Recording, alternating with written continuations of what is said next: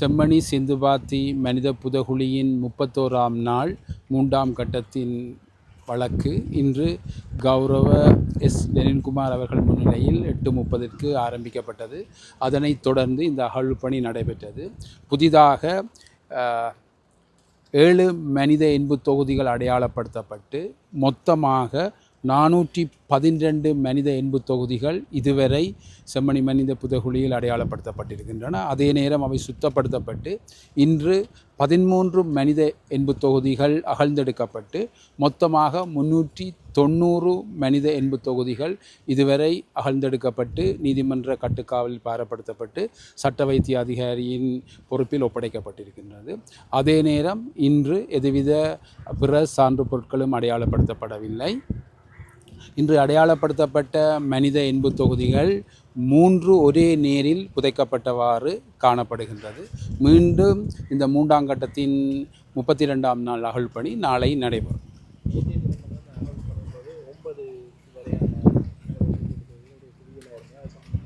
ஒரு குறித்த சிறு பகுதிகளை 9க்கு பட்ட மனித எண்பு தொகுதிகள் ஒன்று நேர்சீர் இல்லாமல் தாறுமாறாக புதைக்கப்பட்டதை காண்கின்றோம்.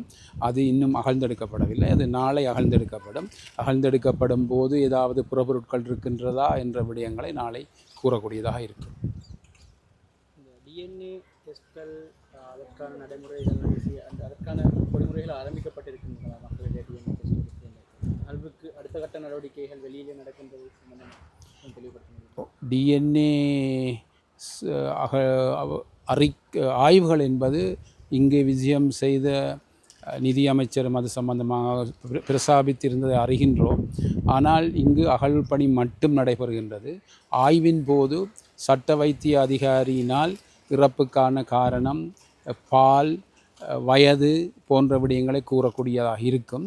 ஆனால் இறப்புக்கான காரணம் என்று கூறும்போது போஸ்ட்மார்ட்டம் ரிப்போர்ட்டில் தான் அதிகமாக அது கண்டுபிடிக்கப்படக்கூடியதாக இருக்கும். இந்த எண்புகளை வைத்து கண்டுபிடிப்பது என்பது ஏதாவது துப்பாக்கி சின்னமோ வெட்டுக்காயங்களோ இருந்தால்தான் அதை கண்டுபிடிக்கக்கூடியதாக இருக்கும். ஆனால் இங்கே டிஎன்ஏ டெஸ்ட் என்றது ஒரு பாரிய செலவிலையும் பரிந்த எடுப்பிலையும் பல நிறுவனங்கள் அரசு ஒன்று சேர்ந்து செய்ய வேண்டிய விடயதானம். அது சம்பந்தமாக பிரசாபிக்கப்படுகிறது. பாதிக்கப்பட்ட மக்கள் சார்பிலேயும் அவ்வாறு வருமாக இருந்தால் அதை வரவேற்கக்கூடிய விடயம் ஒன்று. இன்னும் அது நடைமுறையில் இல்லை. அது கதைக்கப்படுகிறது. அவ்வாறு வந்தால் அதை பற்றி மரபணு பரிசோதனை இன்றைக்கில் அகழ்வு பணி என்றது ஒரு தனிப்பட்ட செயற்பாடு.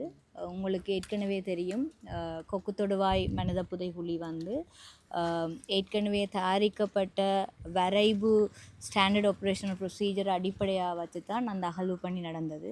அந்த அடிப்படையில் எலும்புகளை அடையாளம் காண்றது ஒரு நடவடிக்கையாக இருக்கிறதோட அதுக்கு அடுத்த கட்டமாக எண்பு மாதிரிகளை ஆய்வு செய்கிறதுன்றது 2வது கட்ட நடவடிக்கை. ஸோ அந்த 2வது கட்ட நடவடிக்கையில் தான் அகழ்ந்தெடுக்கப்பட்ட மனித எண்பு தொகுதிகள் முழுவதினுடைய பால், வயது மற்றது மரணத்துக்கான காரணம் என்னன்றது கண்டுபிடிக்கப்படும். அதோட தொல்லியல் திணைக்களத்தினுடைய பணியின் அடிப்படையில் கால அளவு என்னன்றது தொடர்பான விடயமும் அந்த நடவடிக்கையோடு சேர்ந்து அறிக்கையாக நீதிமன்றத்துக்கு சமர்ப்பிக்கப்படும். ஸோ அது சமர்ப்பிக்கப்பட்டதன் அடிப்படையில் 3வது கட்டமாக தான் தேடுதல் தொடர்பான விடயதானங்கள் நாங்கள் ஆரம்பிக்க வேண்டி இருக்குது.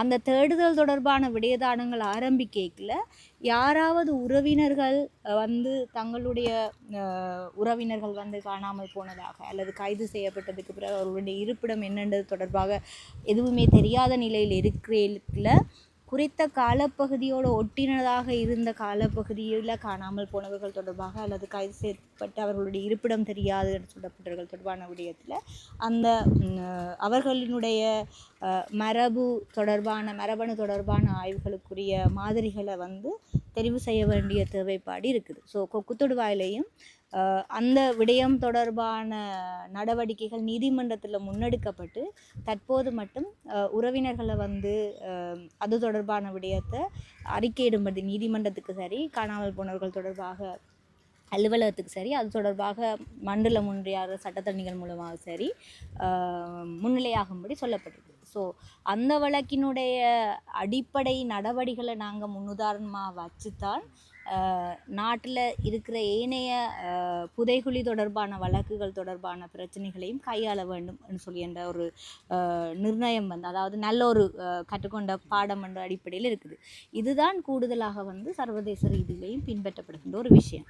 ஸோ மரபணு தொடர்பான விடயம் மண்டியில் இதுவரை காலமும் காணாமல் போன அலுவலகமோ அல்லது அரசாங்கத்துடைய எந்த நிறுவனமோ உறவினர்கள் தொடர்பான மரபணு சேகரிப்பு மற்றது அதை வந்து பாதுகாக்கிறதுக்கான எந்தவித நடவடிக்கையும் இதுவரை காலமும் எடுக்கலையே. அப்படி ஏதாவது ஒரு நடவடிக்கை எடுக்கப்படுமாக இருந்தால் நாங்கள் அது தொடர்பான விடயங்களை வந்து குடும்பங்களுக்குள்ளால் போய் அவர்களோட கலந்தாலோசித்து செய்ய வேண்டிய ஒரு தேவைப்பாடு இருக்குது. அதுக்கு அரசாங்கத்தோட ஒத்துழைப்பும் வேணும். அதோட நிபுணர்களோட சம்பந்தப்பட்ட தேவையும் இருக்குது என்றதை இந்த நேரத்தில் சொல்லிக்கொள்றதுக்கு விரும்புகிறேன். ரைட்.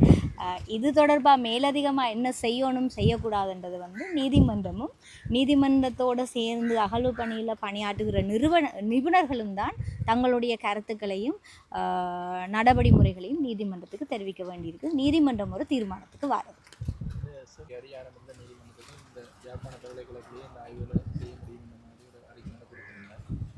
ஆனால் அதே நேரத்தில் அண்மையில் நீதி அமைச்சர் வந்தபோது இடம்பெற்ற ஒரு கலந்துரையாடலில் பல்கலைக்கழக மருத்துவ கூடாது வந்து மேலும் சில இதுகள் நீங்கள் முதல் சொன்னது டாக்டர் பிரணவன் செலியா பிரணவன் சொல்லியிருந்தார். அவர் சொன்னது ஆரம்ப டெஸ்ட், அதாவது இதன் வயது, அதன் பால் இறப்புக்கான காரணம் என்பதை வளமையாக எல்லா மாஸ்கிரேவுகளையும் வழங்கப்பட்ட அந்த அறிக்கைகளை எங்கள் கொக்குத்தொடு வாயிலையும் அது வழங்கப்பட்டு முடிஞ்சு விட்டது. ஆனால் நீங்கள் சொல்கிற மாதிரி அந்த அமைச்சரோடு கதைத்த போது இந்த டிஎன்ஏ லேப் ஓப்பன் பண்ணுறதை பற்றி அது சிறப்பது சம்பந்தமாக சொல்லப்பட்டது. இங்கே C14 டெஸ்ட் ஒன்று இருக்குது, மரபணு பரிசோதனை 2 முறைகளும் இருக்குது. நிபுணர்கள் தான் அதுக்கான வசதி வாய்ப்புகளையும் அதுக்கான தேவைப்பாடுகள் நிவர்த்தி செய்யும் போது அதை தீர்மானிக்கக்கூடியதாக இருக்கும். மேலதிக செய்திகளுக்காக எமது யூடியூப் தளத்தை சப்ஸ்கிரைப் செய்யுங்கள்.